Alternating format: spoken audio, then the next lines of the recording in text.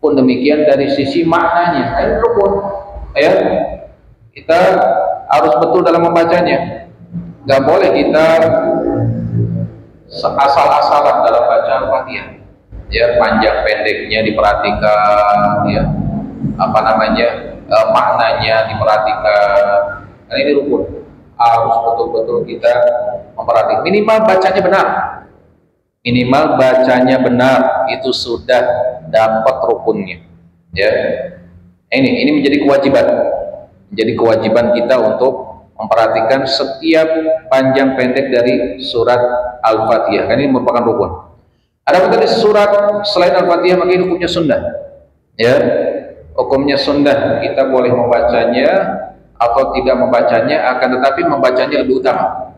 Karena Nabi Shallallahu Alaihi Wasallam telah mencontohkan kepada kita secara lengkap, termasuk mencontohkan kita membaca surat setelah Al-Fatihah di rakaat pertama dan rakaat kedua. Maka baca.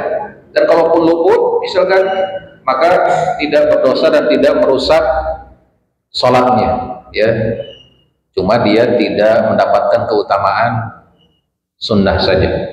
Ya, karena ada keutamaan lain ketika kita melaksanakan sunnahnya.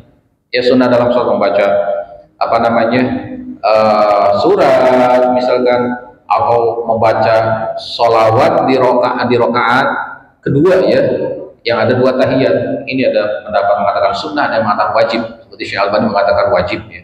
Yang lain mengatakan sunnah.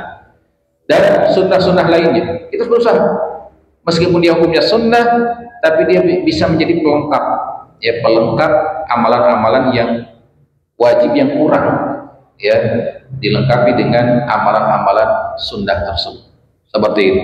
Dan ini, ya, dalam rangka ittiba, mencontoh, ya, meneladani salatnya Nabi Shallallahu Alaihi Wasallam.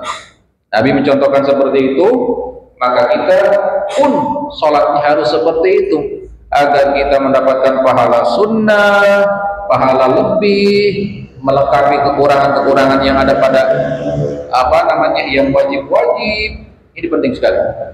Ya, meskipun kalau ada amalan sunnah yang ditinggalkan, tidak menyebabkan apa, sholatnya batal. Ya, hanya memiliki keutamaan yang lebih saja daripada orang-orang yang hanya melaksanakan yang rukun-rukun saja, seperti itu. Jadi penting, ya, penting bagi kita melaksanakan sholat sesuai dengan tuntunan Nabi Shallallahu Alaihi Wasallam. Ya, jangan sampai kita mencukupkan diri dengan yang rukun-rukun saja. Nah, itu mungkin penjelasannya. Tidak, ya. Orang yang hanya melaksanakan rukun saja tidak menjadi bid'ah. Cuma kurang sempurna saja, kurang ittiba saja.